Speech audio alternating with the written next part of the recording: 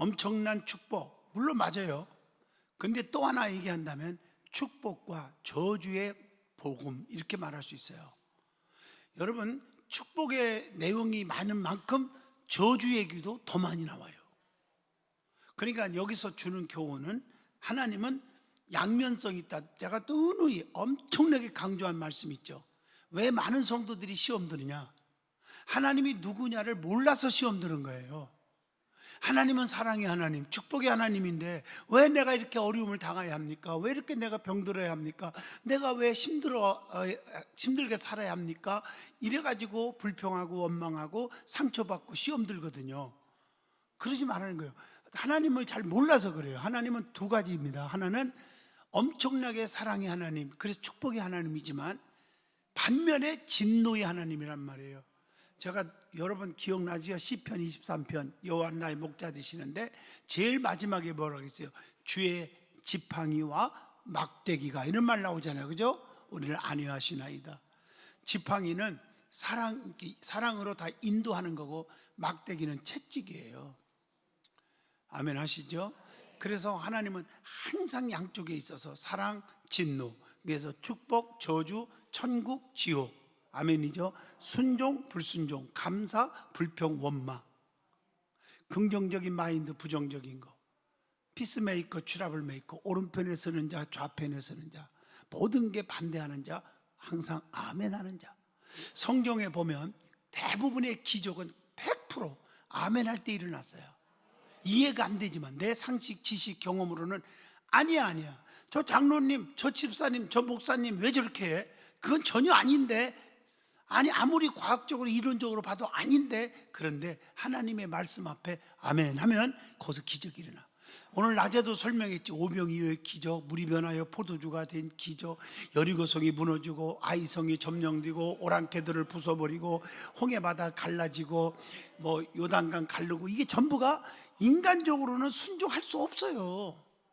맞잖아. 7바퀴 돌으라. 아니 여리고성을 7번 돈다가 무너지냐고요. 맹물 떠다 주고 맹물 떠다 줘라. 아니 맹물이 어떻게 포도주라고 주냔 말이에요. 근데 이게 말씀이거든요. 순종했어요. 그랬더니 어떻게 됐어요? 맛 좋은 포도주가 되고, 아멘 좀. 오병이어의 기적, 5,000명 이상 먹이고도 12강줄이 남았고, 여리고성이 무너졌고 아이성이 점령됐고 오랑캐들을 부숴버렸고 홍해바다를 갈랐고, 전부 그런 기적이 일어났죠. 만약에 이걸 안 믿으면요, 이걸 안 믿어지면 저도 목사 자격도 없고 목사 하지 않아요. 절대 설교할 자격이 없어요. 저도 이거 믿기 때문에 저에게도 이해가 안 되는, 나 같은 정말 죄인 중에 개수 같고, 여러분들이 다 아시는 분 아시고 모르는 분 모르지만 내가 그렇게 착하고 그런 건 아니잖아요. 나도 실수가 있고 말에 실수도 있고 여러분 마음에 안 드는 것도 많아요. 알아요. 그럼에도 불구하고 주의 종을 하나님이 세웠다는 걸 믿기 때문에 여러분 따라주고 덮어주고 감싸줘서 오늘날 여기 서 있는 거 아니겠습니까? 그리고 하나님의 긍휼을 믿기 때문에, 그 하나님의 그 사랑을 믿기 때문에 제가 담대하게 애칠 수 있는 것이고요. 똑같은 거예요. 오늘 말씀도 보면 신명기 28장 1절로 6절 보면 순종하면 이 모든 복이 내게 임하리니, 그 다음에 보세요. 불순종하면 이 모든 저주가 내게 임하리니. 이렇게 양면성으로 집에서 한번 다시 읽어보세요. 쫙 나오거든요. 오늘 이전만 읽었지만 다 읽어보시라고요. 그 성읍에서도 복, 들에서도 복, 우양이 새끼 복, 떡반죽 그릇이 복, 하여튼 모든 게. 그리고 그것뿐이에요. 엄지가 될 전종 꾸리가 되지 아니하며, 꾸어줄 전종 꾸임을 당하지 아니하며, 이해가 되지만 황충이 금할 것이고. 이거 너무 많이 나와 보게 돼요. 여러분 이게 농사 지는데 황충이 금해 보면 여기 풍년이에요. 아무리 풍년들은 같아도 나중에 멸구라든가 병충이 딱 들으면요 그냥 망해버리거든요. 이해하시겠죠? 이런 거 다 막아준다는 거예요. 그래서 6절에 들어와도 복, 나가도 복 주신다. 근데 반면에 그렇지 않은 사람은 성읍에서도 저주, 들에서도 저주, 우양이 새끼가 저주. 이게 뭔지 다 아시죠? 이게 기업이에요. 사업이에요. 농사 짓는 사람은 농사 짓는 거지고, 그렇죠? 가축업은 우양의 새끼, 그건 가축업 하는 사람들이고요. 맞죠? 기한 전에 열매가 떨어지지 않으며, 이건 뭐예요? 그거는요? 그 농사냐? 혹시 과수원 하는 사람이나, 뭐 이게 다 사업이요, 기업이거든요. 자기의 직업에 따라서 모든 것이 풍성하게 열매를 맺느냐 아니면 열매가 떨어지고 망하느냐. 그래서 19절에 들어와도 저주받고 나가도 저주받는다. 아무리 똑똑해도 손만 대면 다 망한다는 거지. 안 될 때는 안 되게 돼 있다 이거죠. 지금 이 신명기 28장 제가 읽어주는 거 기억나죠? 성경 읽어주고 있는 거예요 제가 지금. 아멘 하시죠? 이거 잘, 나는 28장을 거의 달달달 애워요 이 말씀은요. 제가 하나님이 누구냐를 바로 알게 하는 진리의 메시지가 28장에 다 들어있다 이거죠. 그래서 하나님 말씀에 순종할 때 복받고 불순종하면 저주받는데, 엄청난 이 복을 받으려면 어떻게, 하나님의 축복을 받으려면 어떻게 하느냐 하는 얘기예요. 첫째, 본문 1절입니다. 하나님 말씀을 들어야 한다. 청종하면 이 모든 복이 내게 임하리니. 2절에 그랬죠. 복의 근원이 되시는 분은 하나님, 자기 자녀들에게 복 주기를 원하시는 하나님. 하나님께서는 창세기 1장에서 창세기 1장 28절에 최초의 인류에게도 이런 복을 주셨단 말이에요. 그리고 사람을 창조할 때도 그랬죠. 생육하고 번성하라, 땅에 충만하라, 다스리라, 축복이 있어라. 복을 주신 하나님이에요. 그런데 하나님께서는 어떤 자에게 복을 주시겠다고 하셨냐는 거예요. 그 시편 1편에서 답이 또 정확하게 나오죠. 복 있는 사람은 여호와 율법을 즐거워하며 그 율법을 주야로 묵상하는 자로다. 그랬죠. 그 말씀대로 청종하고 말씀대로 살으라는 거죠. 내가 하기 싫어도 순종하라는 거죠. 그리하면 이 모든 복이 임하는데 어떻게 됐어요? 성경에 쭉 보세요. 그러면 뭐라겠어요? 열매를 맺게 한다. 맞죠? 시냇가에 심은 나무가 시절을 쫓아 과실을 맺으며 잎사구가 마르지 안 같으며 하는 일마다 다 뭐하리로다? 형통하리로다. 자, 그러면 우리는 하나님의 말씀을 즐거워하고 있느냐 하는 질문을 던져보고, 말씀을 듣기를 좋아하느냐, 즉 예배 안 빠지느냐. 저녁 예배, 오늘도 이 2시 예배 때문에 집에 안 가고 식당에서 밥 사 먹고 온 사람들 많아요. 여기 대부분이에요. 아니면 아예 그냥 김밥을 싸갖고 와서 한쪽 구석탱이에서 방역수칙 지켜가면서 살살, 그래서 내가 한번 오해했다니까. 살살 뭘까 묻는 거예요. 마스크 써서 먹는지를 몰랐어. 보니까 김밥을 들고 있더라고요. 그 방역수칙 지켜가면서 먹는 게 아름다운 일이죠. 그게 옆에 같이 먹으면 걸리니까 안 되는 거예요 이건. 여러분, 어제도 교수들하고 대화를 하는데요, 특별히 방역 거기에 대해서 의사들을 얘기를 하는데, 옆에 있는 사람들이 대개 보면 식당이나 어디 가서 옆에 있는 사람은 안 걸렸대요. 거의 앞에 이렇게 해서 말을 툭 하면 이 공기 이 바이러스가 위로 뚝 가서 한 15분 동안 머무른대요. 그게 머물러 갖고 그게 앞에 이렇게 떨어지는 거래요. 그렇기 때문에 지금 금방 안 나온다고 그렇게 하는 게 아니라 머물러 있다가 떨어진다는 거예요. 그렇기 때문에 우리가 그 방역 수칙을 지켜야 한다는 거예요. 음식 먹을 때 조심하라는 거예요. 음식 먹을 때는 마스크 벗고 먹어요, 벗고 먹어요? 대답 안 하는 사람들은 마스크 쓰고 먹는 비법이 있나 봐. 다시 한번, 마스크를 벗고 먹어요, 벗고 먹어요? 벗고 먹잖아요. 그러니까 이게 튀긴다는 거예요. 아니 뭐 내 말보다 이 전문가들 얘기가 통계로 보니까 그렇대요. 같은 식당에서도 밥 먹는데 옆자리는 괜찮은데 앞자리로 대각선으로 이렇게 해서 다 걸렸다는 거지. 통계를 보니까. 그러니까 우리가 항상 조심하자는 얘기겠죠. 어떻든 간에 제가 하고 싶은 팩트는 그게 아니잖아요. 지금 얘기한 게 몰래 김밥 먹는다, 그 정도에서 2시 예배까지 참여하려고 하는 그 아름다운 믿음이 감동적이다, 그 얘기를 하려고 하는 거예요. 팩트는 맞습니다. 하나님 말씀을 청종하고 듣고 말씀 들으려고 사모하는 믿음이 얼마나 있었느냐 하는 질문을 던져보는 거죠. 하나님 말씀을 그리고 주야로 묵상하며 사랑하라는 것이 시편 1편 1절로 2절의 말씀이죠.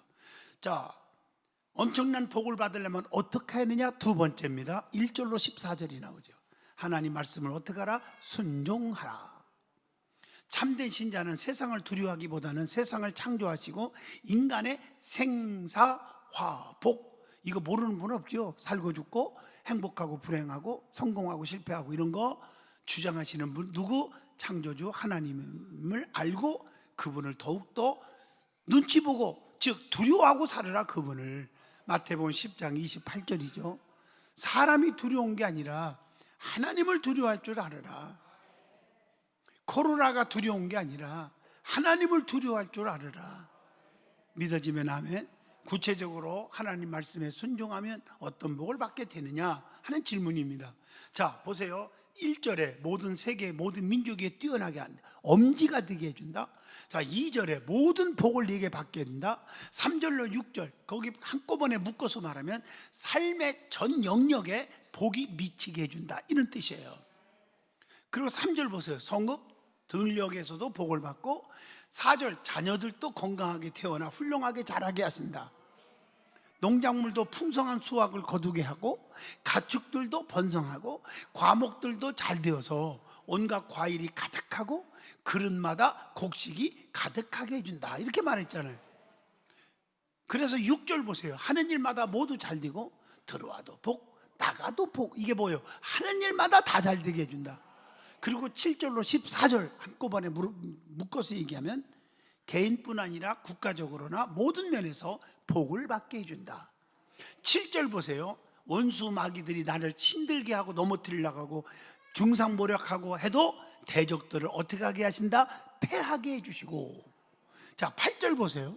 모든 소유가 풍성해지고 소망이 성취되고 열방 중에 이름이 널리 퍼지게 된다. 제가 해석하면 그 말이에요. 9절의 말이 뭐예요? 9절 하나님의 뭐가 되게 한다? 성민이 되게 한다. 10절 세계 만민이 두려워하며, 11절 넘치는 번영을 누리게 해주시겠다. 아멘 하십니까? 아주 복이라는 복이 다 나와요. 12절에 보세요. 손과 땅이 복을 받게 되고, 또 13절 보세요. 아까 얘기했죠. 엄지가 될 점 꼬리가 되지 않는다. 머리가 되게 하고 위에 있게 한다. 항상 높여주신대. 그러니까 하나님 말씀을 순종하는 자들에게 영적으로나 육적으로나 세상에서 모두 복을 받게 해준다 하는 약속입니다. 하나님께서는 말씀에 순종하는 자에게 복을 주시지만 말씀에 불순종하는 자에게는 뭐가 임한다? 반대로 저주가 임한다. 그래서 15절로 24절을 집에서 꼭 읽어봐요. 거기에 저주 얘기가 나와요. 하나님 말씀에 불순종하면 어떤 저주, 벌과 징배를 받느냐. 자, 15절로 19절 개인에게 모든 저주가 임하고, 20절 손으로 하는 사업 모든 일은 다 실패하게 된다, 그런 얘기고요. 아멘. 그 다음에 21절로 22절 27절 35절 쭉 보면 자신과 그 가족이 모두 중병으로 고통받고, 30절로 33절 제가 이거 읽어주면 여러분들이 까무라치고 너무너무 저주스러운 것 같아서 안 읽고 내가 그냥 두리뭉실 이렇게 해석하는 거예요. 아멘 해봐요. 38절로 40절 이렇게 무슨 얘기예요? 뜻이 한마디로 말하면 죽도록 일을 해도 수입이 없고, 일을 했는데 뼈 빠지게 땀 흘리며 했는데 수입이 없어. 43절 44절 보세요. 계속 높아지는 게 아니라 낮아지게 해준다는 거예요. 자, 그래서 하나님께서 이 같은 저주의 말씀을 하신 것은 죄를 예방하기 위한 차원에서 말씀하고 계신 것이다. 하나님이 백성들을 미워한다는 뜻이 아니라 경각심을 넣어주면서 조심 또 조심하고 순종하고 살으라고 하는 메시지를 주고 있다는 것이죠. 또한 이 저주의 말씀은 예언적 성격을 띠고 있다는 사실도 아셔야 되고요. 축복의 말씀 다음에 이어서 저주의 말씀이 나오는 것은 이스라엘 백성들이 처음에는 하나님 말씀에 절대적으로 순종하여 겸손하게 복을 받다가 나중에는 점점 교만이 들어왔어요. 그래서 불순종으로 저주를 받게 될 것임을 암시하니, 잘 나갈 때 조심하고 잘 될 때 더 겸손하자. 이해하시면 아멘 하시죠? 우리가 아무리 복을 받으려면 애써도 말씀을 불순종하면 결국 복을 받지 못한다고 하는 진리입니다. 그러므로 이사야 1장 18절이나 요한일서 1장 9절을 보시면 죄로 인하여 징계를 받았으면 두려워하지 말고 죄를 뭐 하면 된다? 자복하면 된다. 회개하면 된다, 이거고요. 그래서 바른 삶을 살아야겠다 하는 교훈을 오늘 이 말씀을 통해서 주고 있습니다. 자, 어떻게 하면 엄청난 복을 받을 수 있을까? 세 번째입니다. 47절로 마지막 68절까지입니다. 하나님을 섬기되 어떻게 섬겨? 올바르게 바르게 진실하게 섬겨야 한다, 그런 얘기입니다. 자, 이스라엘은 47절 보면 하나님의 은혜로 잘 살게 되었지만 교만해져서 예배 생활을 등한히 하였다는 것입니다. 오늘 이렇게 신명기서를 한 시간에 한 장씩 이어서 나가는 게 좋잖아요. 아멘이요. 그러니까 29장은 철야 시간에 또 할 거고요. 아멘. 그 결과로 48절 49절 보시면 오늘 28장입니다. 대적의 침략을 받게 되고 51절 굶주리게 되고 52절 에워싸임을 당하고 53절로 57절 자녀들까지 잡아먹습니다. 아, 무서운 거죠. 나는 성경을 좀 읽어주는 겁니다. 그래서 우리가 하나님 앞에 바로 서자. 그래서 예배 신앙이 회복되어서 예배를 통해서 말씀을 청종하고 들어야 된다. 자, 믿음은 어디서나 들음에서 나며 들음은 그리스도의 말씀으로 남이니라. 그래서 예배라는 것은 하나님과 그 백성 간의 깊은 뭐예요? 교제, 대화. 아셨죠? 호흡이 끊긴 사람이 죽은 것처럼 대화가 끊긴 사람은 영적으로 죽은 사람이란 말이죠. 하나님과의 영적 교제는 뭘 통해 이루어진다? 예배를 통해서 이루어진다는. 예배의 대상이 누구요? 하나님. 그 하나님의 은총은 하나님의 백성만이 참된 감사와 찬양과 헌신과 고백의 응답을 드릴 수가 있게 됐다, 그 말이죠. 그래서 히브리서 9장 14절을 여러분이 참고하시면 하나님께서는 살아계셔서 인격적으로 존재하고 계시다는 것을 가르쳐 주고 있습니다. 그러므로 하나님의 임재 속에 하나님과의 만남이 어디에서부터 이루어져야 한다? 예배를 통해서 이루어지는 거예요. 하나님께서는 예배하는 자들을 가까이 부르시고 계시고 과거, 현재 속에 우리를 위한 약속의 이행을 변함없이 이루고 계신 분이다, 이 말입니다. 이처럼 하나님께서는 예배의 대상으로서 그 독특성을 가지고 계십니다. 그러므로 유일하신 하나님의 섭리와 은총을 깨닫는 사람들은 결코 하나님을 섬기지 않을 수가 없으며 당연히 하나님께 영광과 경배와 찬양을 드리면서 예배의 깊은 의미를 계속 새겨나가야 된다는 거예요. 요한복음 4장 24절 한번 읽어볼까요? 하나님은 영이시니 예배하는 자는 영과 진리로 예배할지니라. 우리의 신앙생활 가운데 예배는 필수적인 요소이고 필연적인 상관관계를 가지고 있다는 것. 그래서 우리 질문 하나 던져보고 마칠게요. 참 마음으로 바른 예배를 우리가 하나님 앞에 드리고 있느냐 하는 질문을 던져보면서 하나님이 약속하신 저주가 아니라 약속하신 엄청난 축복을 다 누리는, 들어와도 복받고 나가도 복받는 우리 든든한 성도들이 다 되시기를 축복합니다.